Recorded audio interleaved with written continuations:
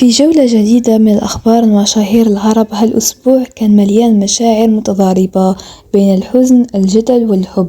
نبدأ من لبنان بخبر صادم ومؤلم لكل محبي الموسيقى، حيث تم الإعلان رسميا عن وفاة الفنان والموسيقي الكبير زياد الرحباني ابن السيدة فيروز بعد صراع طويل مع المرض وتحديدا مشاكل في الكبد، حيث توفي داخل مستشفى خوري ببيروت عن عمر ناهز 68 سنة.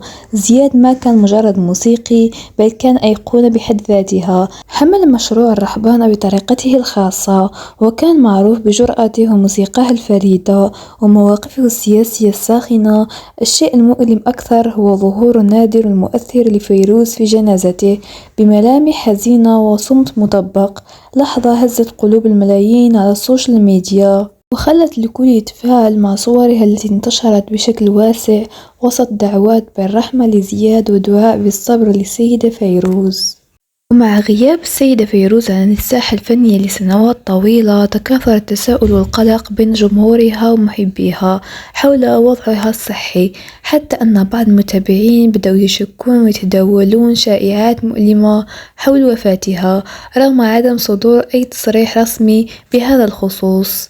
فيروز التي طالما كانت رمزا للصوت الأيقوني والحنين، اختارت الابتعاد عن الأضواء حفاظا على خصوصيتها، وخاصة بعد تدهور صحة ابنها زياد، مما زاد من حالة الحزن والصمت حولها. وعندما ظهرت أخيرا في جنازة زياد الرحباني، كانت هذه اللحظة مزلزلة للكثيرين، إذ رأوا الحزن الحقيقي في عينيها وملامحها، ما أكد أن الفنانة العظيمة تمر بمرحلة صعبة، وأن الغياب لم يكن اختيارا بقدر ما كان ضرورة للحفاظ على كرامتها وصحتها النفسية.